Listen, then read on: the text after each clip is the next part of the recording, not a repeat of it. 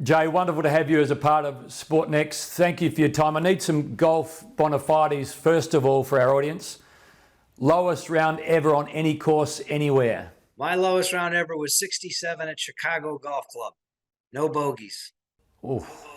During COVID, I had a hole-in-one on 17 at TPC Sawgrass on Sunday. And then I came back on Wednesday with my brother and two nephews, started on the back nine, and I had a hole-in-one on 13. So technically back-to-back holes in one on TPC Sawgrass. Are you one of those individuals that can remember, you talk about footballers and they can remember every play, and there's other footballers that can't remember the game at all. Can you remember every stroke of every round? Unfortunately, yes, because there are a lot of bad ones. Favourite course in Australia, Jay? Royal Melbourne. I played it on Sunday night following the 2019 President's Cup, and it's an experience I'll never forget. Just on the President's Cup, we're incredibly excited that we've got in 2028 and 2040 the privilege of hosting again. How is Victoria and our ability to showcase the President's Cup enhance the event?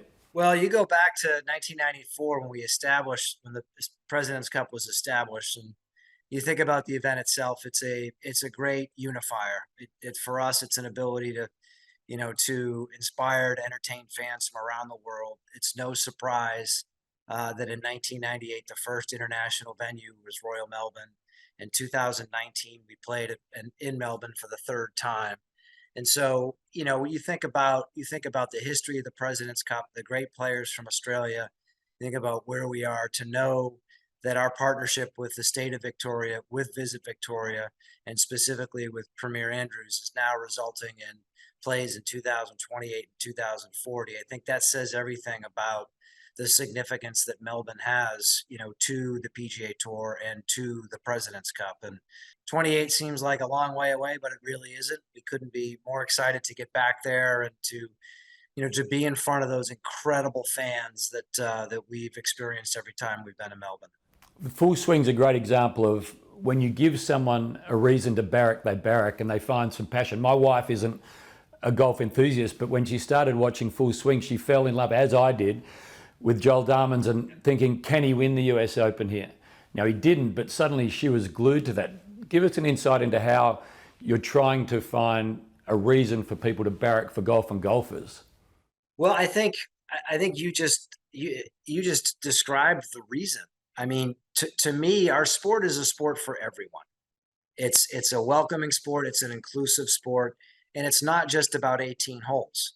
Golf is about, when you look at Topgolf, when you look at what we've just announced with TGL in Palm Beach, a program that Adam Scott has signed up for. When you look at Full Swing, when you think of what we've done in and around sports betting, both domestically and internationally, and with the significant expansion of hours that you see on the PGA Tour week in and week out, what we're trying to do is showcase not only our tour, but our sport to the world, because we're competing with every other sport.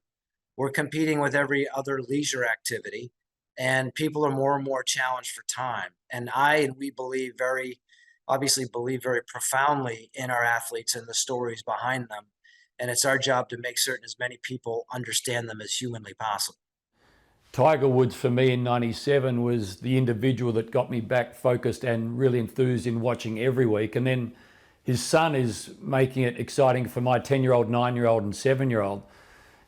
Tiger, I guess, has been able to do for the sport what few marketers could. Roger and Serena and Rafa and Novak have done it for tennis. How much does golf owe Tiger, for example, on the last 20 years of interest in projecting forward probably the next 20?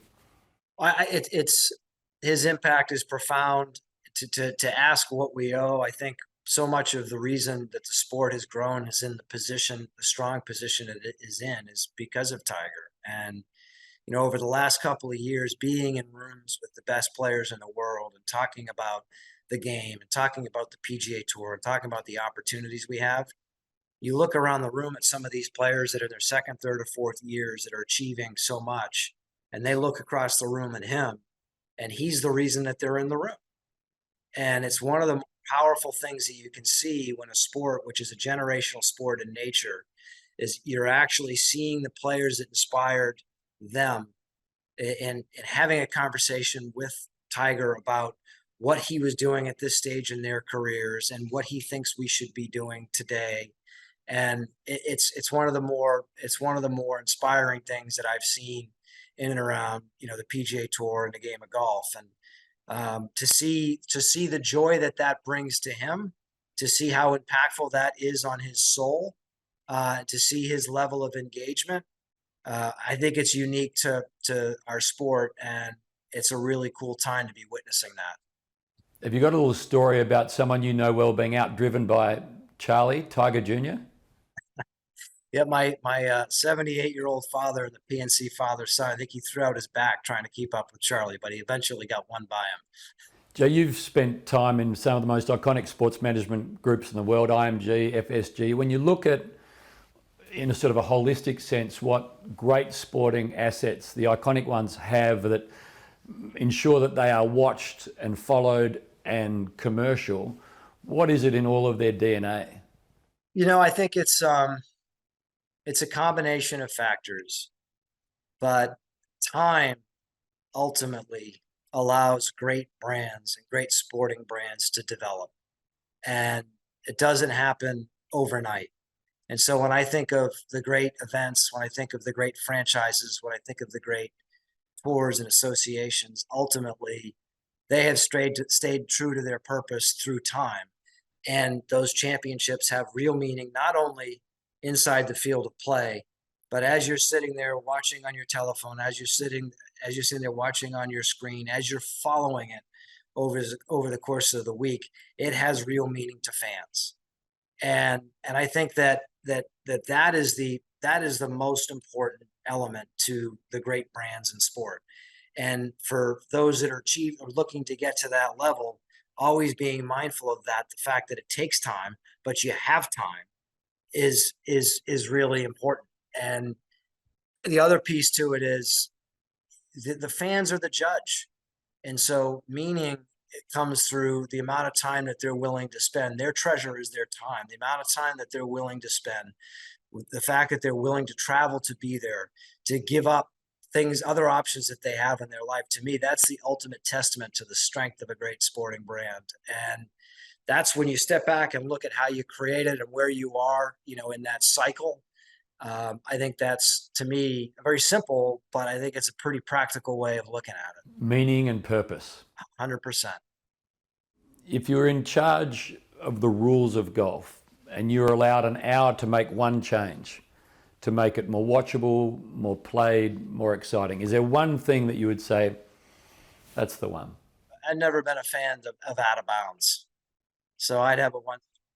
I'd probably take that out. And that's less about what happens on the PGA Tour, but I think in terms of keeping the sport moving and, eliminating some awkwardness in our sport, both for sometimes homeowners and sometimes players, and for safety of everybody, that's probably something I would think about changing. Okay. Some quick ones before we let you go and be the commissioner and be the big man. In terms of your to-do list, what's on top and what keeps you awake at night? When you're leading an organization, when you net everything out, it's all about people. So, making certain that you're spending the time. In our case, we're a membership organization. So spending time with our members, particularly as we're going through change, communicating the changes, getting the feedback, and that feedback ultimately allows you to improve. But so much of our success is dependent on our commercial engine. We've got a couple hundred sponsors. We've got 47 title sponsors on the PGA Tour. We've got domestic media partnerships with NBC, Golf Channel, CBS, ESPN Plus. You think about where we are, in Australia with Fox and with KO. We're with Movistar in Spain. We're with Unext in Japan. We're with Eurosport Pan Europe, and we're with Sky Plus in the UK. Like, making certain that you're always spending the time with the people that are behind those organizations that are partnering with you, understanding how their business is evolving, how their needs are evolving, communicating how yours are. And then, to the question that you're making and the beauty of this conference, really learning from other people that are in similar positions. How are they thinking about the challenges that we all face as an industry? And what are the things that I and we can take from from others and apply to our business. You know, you always have to be mindful of the fact that as right as you think you have things, there are other leagues that are doing things and other organizations that are doing things better. And if you don't have your head up and your eyes looking forward, you could miss opportunities. And that's really what keeps me up at night. It's how do we're all in a pursuit of excellence, and there aren't enough times, there aren't enough hours in the day. So, you know, how do you make certain that not just you, but your team around you is thinking that way, and we're getting the proper amount of insight and information to continue to grow? Couple of quick ones to finish. In terms of principles that you adopt in your everyday life that have become huge assets to you. I was speaking to someone earlier. They said 5 till 10 is when they're the most productive. They don't have meetings, they don't have emails, they don't make phone calls, no emails on their phone, and delegate as much as you can. They're the 3 principles. What is the 1 or 2 that you could help us learn from? For me, it's always give more in a relationship than you take.